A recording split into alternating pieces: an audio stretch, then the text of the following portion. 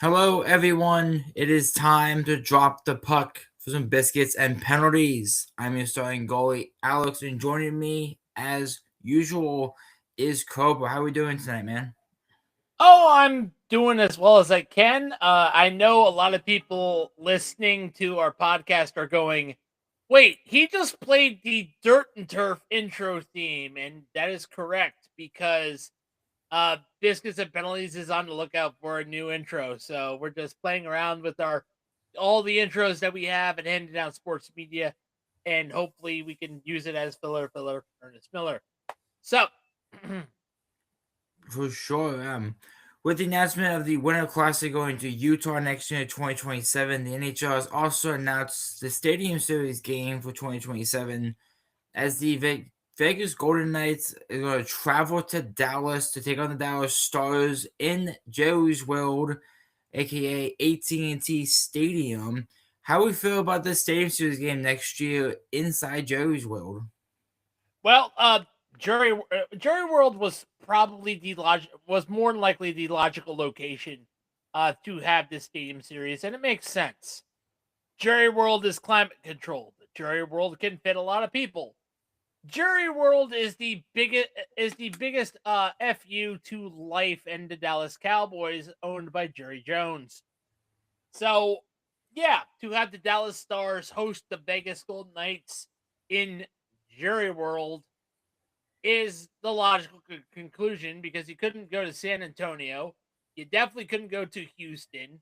I mean, Vegas could have had it in Legion Field, but they're not hosting. So this was the logical step. Yeah, definitely. I think it's interesting because when I saw it, my first thought was, why not do it in the Rangers baseball stadium? Because they usually do some of the Stadium Series games have happened in college football stadiums and baseball stadiums. So I would think, oh, the Rangers stadium was a good choice too, outside of AT&T Stadium. But definitely interesting to see that they're going dome stadiums now, with the one in Miami this year for the Florida Panthers.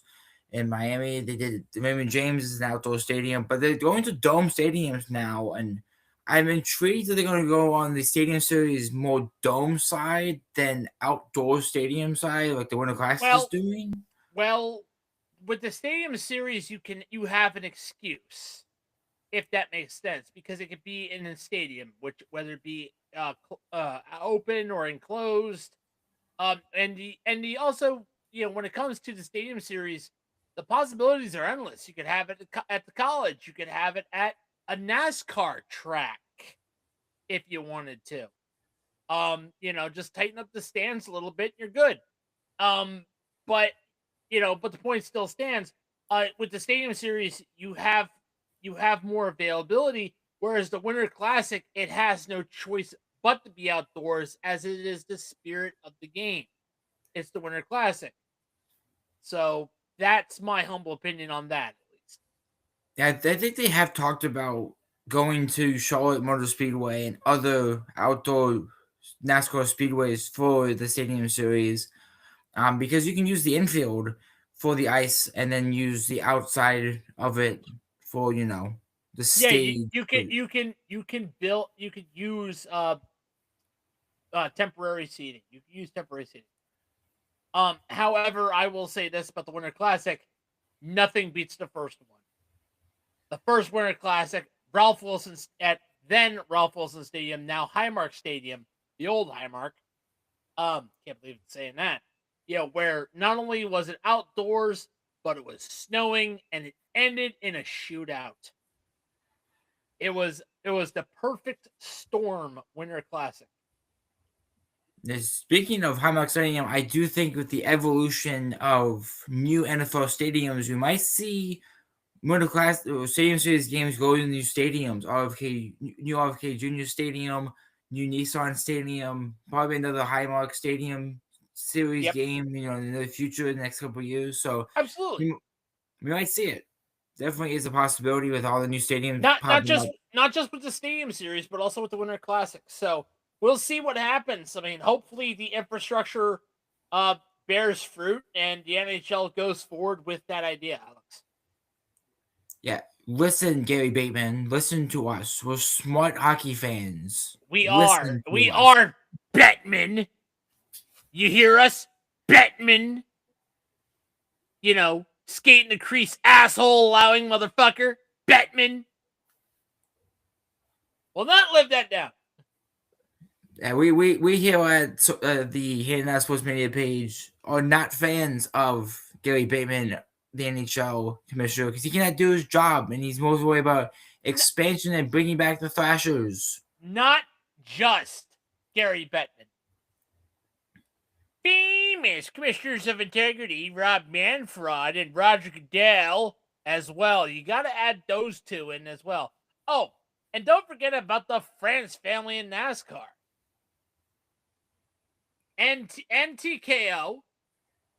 For And sure, we and here Tony are Khan.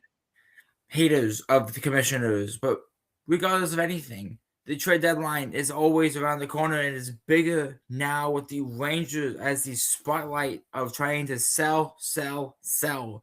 And they have sold. The Rangers have traded Carson Saucy to the Islanders for a 2026 third round pick. He debuted last night, actually, against his former team and got a goal against the Rangers. Definitely an interesting move getting a third round pick out of this trade, and I'm intrigued. What do you think of the in-state trade between the Rangers and the Islanders, a massive division rival? Islanders are contending. Islanders are contending. Obviously, Susie wants to be on a contender. You know, Rangers are like, we're trying to get rid of him. Islanders are like, okay, we'll take him. You know, and of course he does that. But yeah, I have no issue with this realistically. This is just, you know, hey, we want to put you in a contender. You know, we'll just send you 100 miles down the road, you know, to Long Island, whatever. You know, it's no big deal. And with this trade, they are expected to also move Artemi Artemi Panarin. Panarin. Artemi Yes, Panarin. they're also looking to move him as well to have in tow.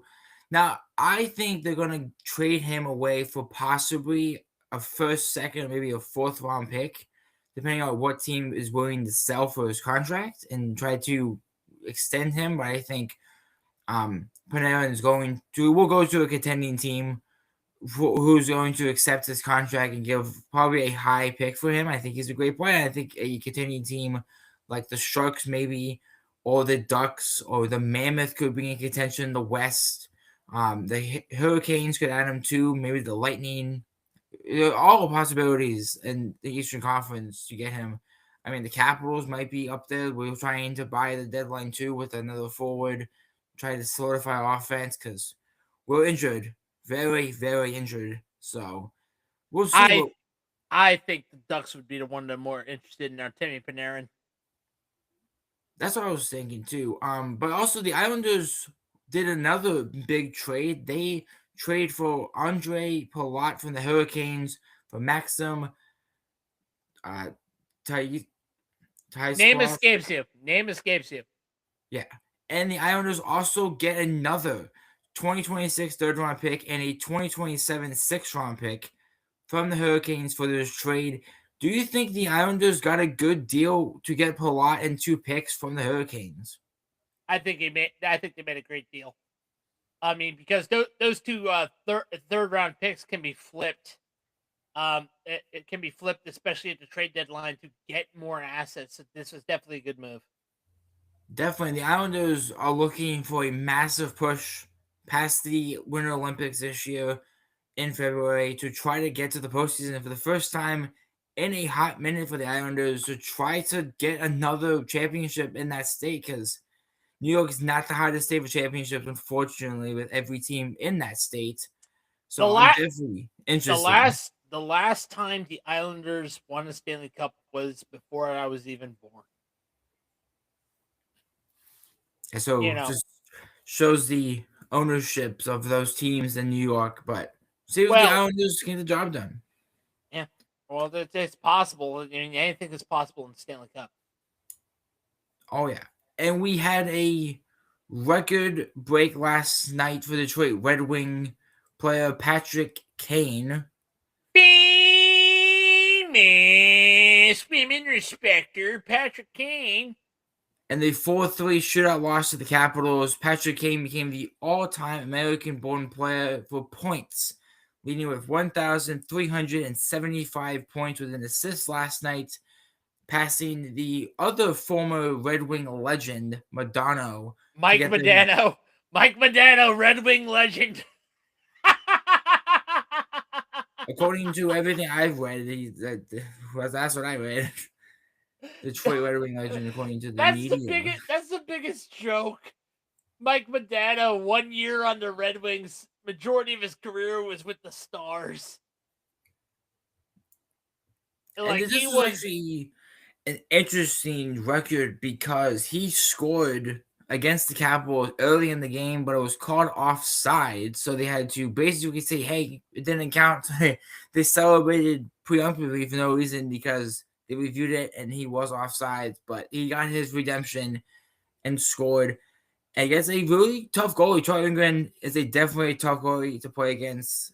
Not saying that as a Capitals fan, he does do well in between the pipes.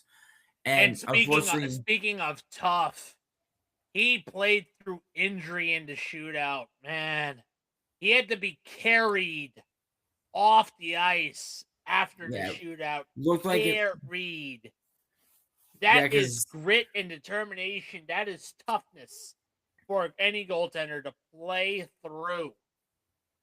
Definitely, yeah. Because when Alex DeBrincat scored the tying goal, Troy Lincoln fell backwards into the net, and the puck went off the goalie camera.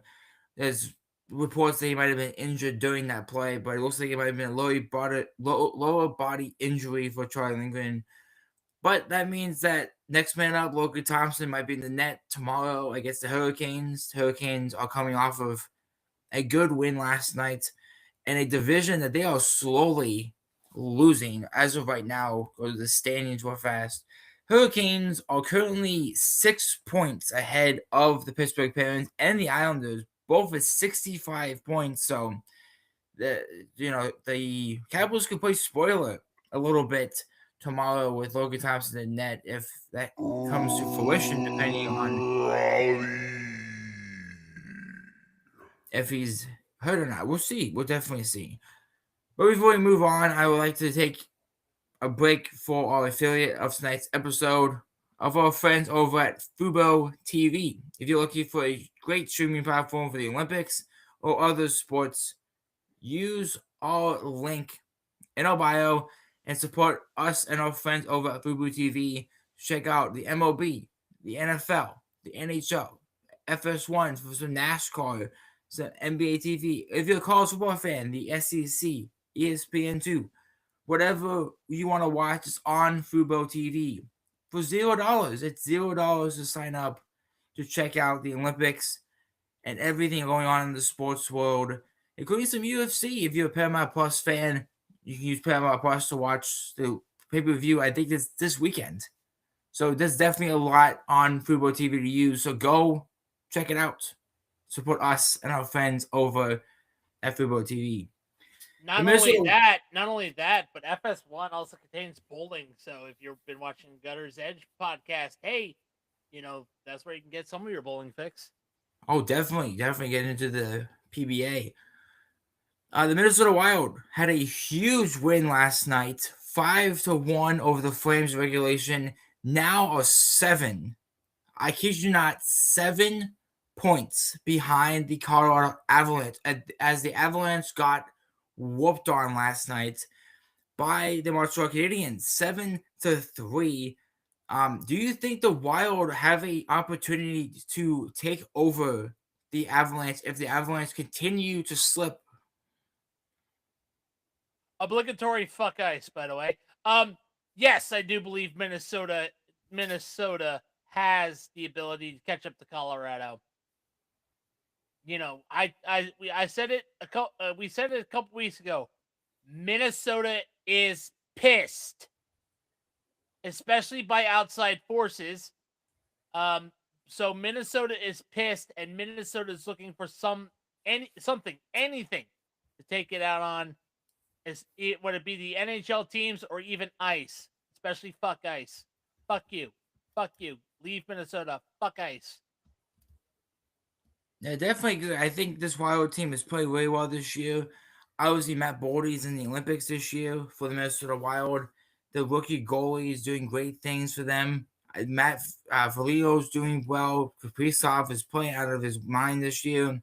This team might be a threat in the Western Conference to dethrone the Avalanche to make a playoff run. I think the Wild have the opportunity to make a deep run. I mean, they're only a point up on the Stars right now, playing one more game than they did. The Avalanche obviously played 2 less games than the Stars and 3 less than the Wild, but the Wild are in a spot to do great things. I think after the Olympics, they're going to make a run because the Olympics starts February 6th. The hockey tournament starts February 12th officially. So February 12th at the end of the Olympics, the NHL will be on timeouts.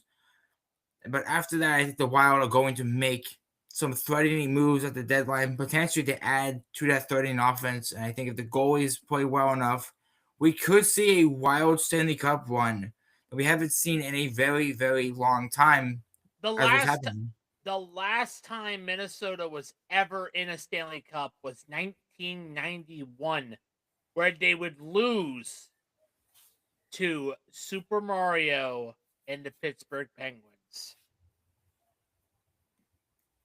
Yeah, so I honestly think out of the West, put the Wild on a dark horse watch come Stanley Cup playoff time because I think we're going to look at a team that's going to shock everybody in the Western Conference because you look at it, there's no other team that can compete with them. Maybe the Avalanche, maybe the Golden Knights, maybe the Ducks or the Mammoth, but I don't see any team stopping them in the West in the playoffs outside of Colorado or maybe Dallas, depending on Speaking where of the dice falls. speaking of teams that can't be stopped, there is a team that has been surprising everyone this year, and that would be the Buffalo Sabres.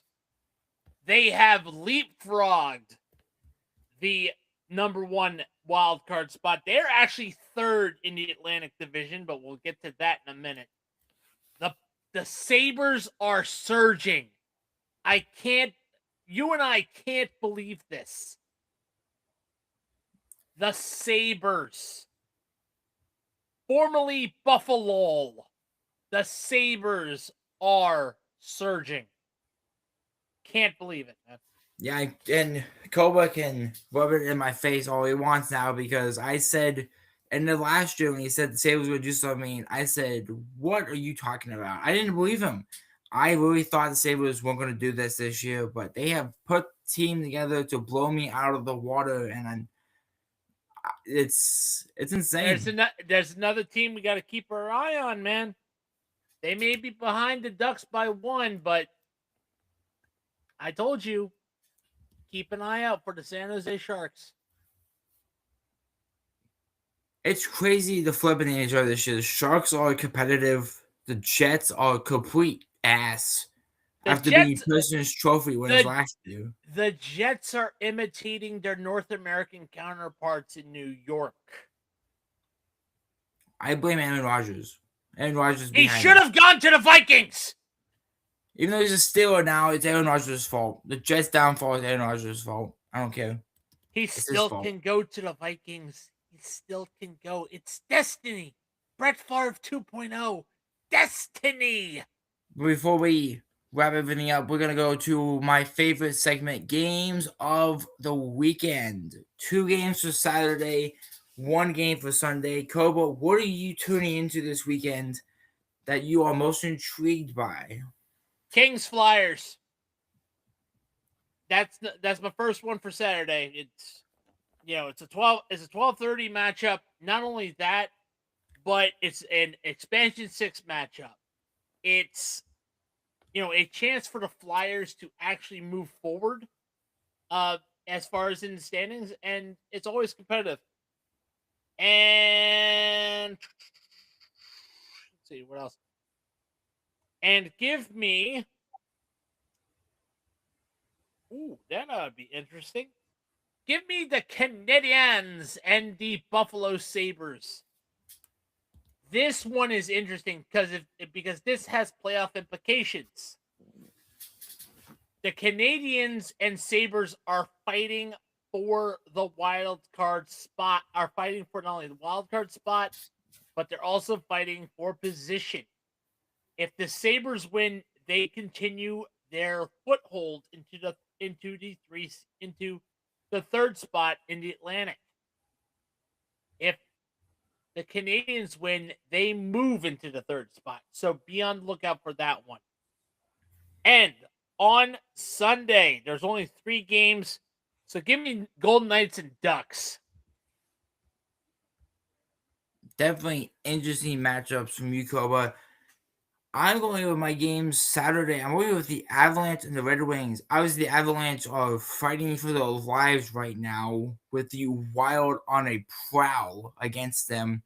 Red Wings are coming off a Patrick King record game, a 4-3 shootout loss to the Capitals. They're looking for vengeance on the road. Actually, they're at home tomorrow against a very dominant team on the road in the Avalanche, who are fighting for another win. These guys Not only that, Alex. the Avalanche and Red Wings are rivals. This is always heated. Always. Oh, yeah, with the Avalanche coming off of a 7-3 loss to the Canadiens last night, the Red Wings coming off a 4-3 shootout loss. There is fire under both teams' asses tomorrow, so it should be a fun afternoon game. Second game I'm going with is Hurricanes Capitals. Both teams fighting for a wild card. Well, my team is fighting for a wild card spot. The Hurricanes are fighting to keep the one spot in the wild card. So I hope the Capitals can bounce back. We seem to have a 6-game road streak. You mean you meant the number 1 spot in the Metropolitan?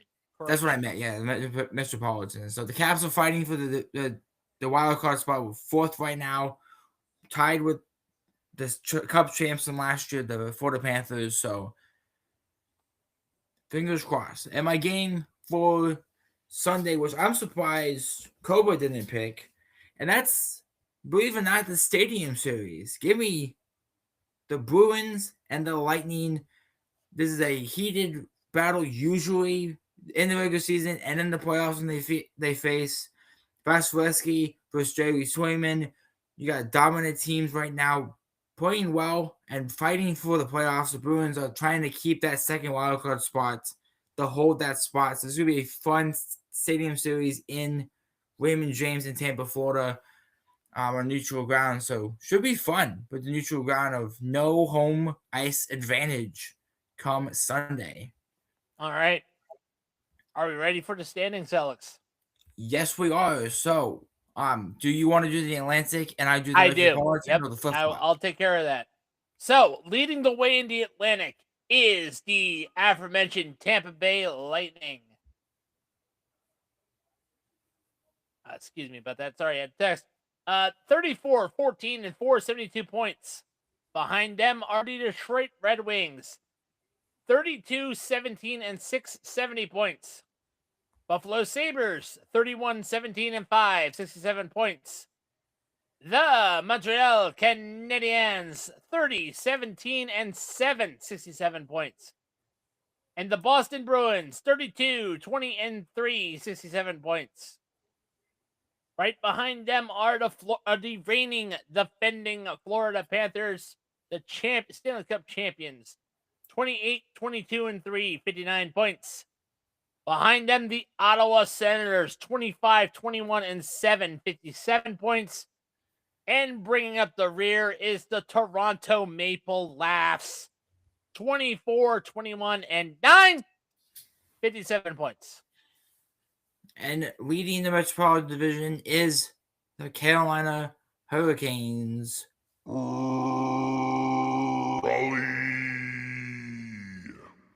At 33, 15, and 5, 71 points. Pittsburgh Penguins are right behind them at 27, 14, and 11, 65 points. And you better believe the Pittsburgh Penguins are going to Super Bowl, unlike the Mike McCarthy-led Pittsburgh Steelers, who will go to Super Bowl. He let Yinzer out of his cage a day early. What is this nonsense? That's for tomorrow. What are we doing here? What? Tomorrow, Yinzer. Tomorrow. No, because Pittsburgh Penguins gone to Super Bowl because it's Sidney Crosby's last time he gone to Super Bowl. Excuse the impromptu Yinzer on the hockey podcast. He's a day early. Apparently, someone lost his keys. The New York Islanders are 30, 19, and 5 with 65 points. My Washington Capitals are fighting for the wild card spot right now at 26, 22, and 7, 59 points. Right behind us are the New Jersey Devils, 28, 24, and 2, 58 points.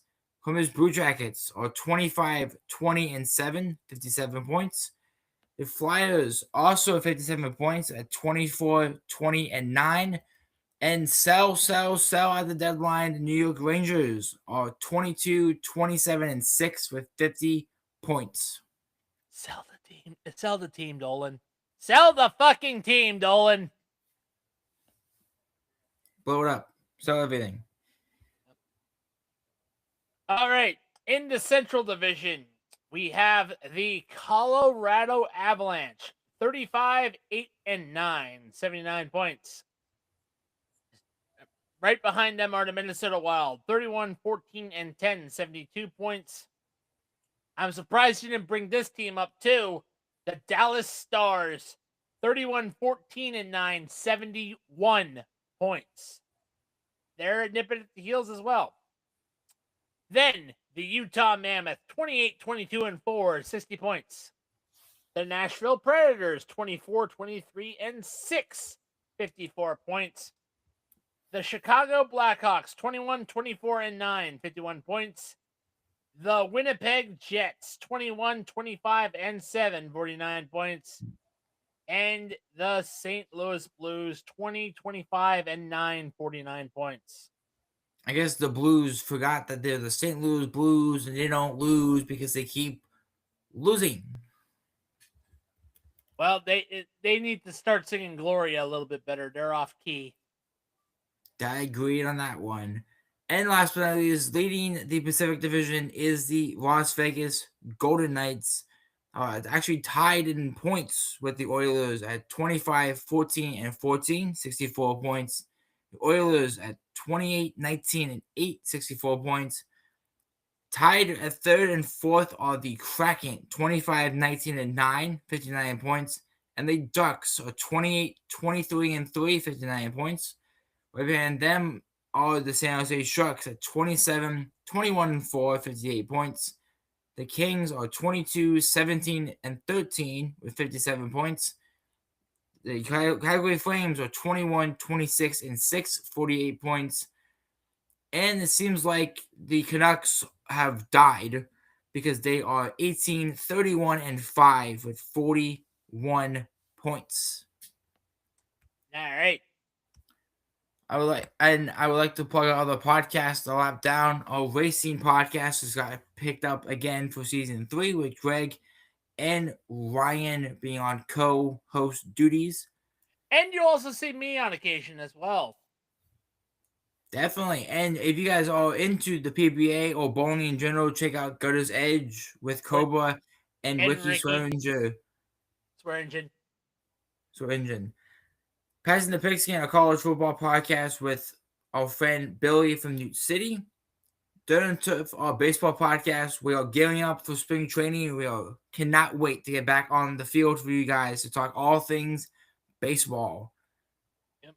The Hard Count, our football podcast, which is tomorrow as we preview the Super Bowl and the draft as well. Yes, we are doing our mock draft this week.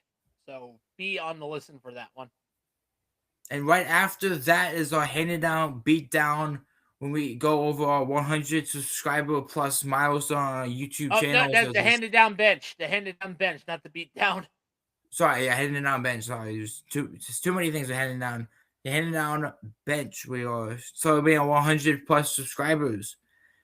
And Hand It Down Beatdown, a wrestling podcast, where we talking about the Royal Rumble post effects and as we continue our road to WrestleMania. in Las Vegas in 2026. Yeah. We're on YouTube, Spotify, Patreon, and wherever you get your podcast from. Support us for as much as Arizona Iced Tea over on the Patreon. And that is the final horn. So we have to step off the ice. Good night, everyone. Good night. Good night.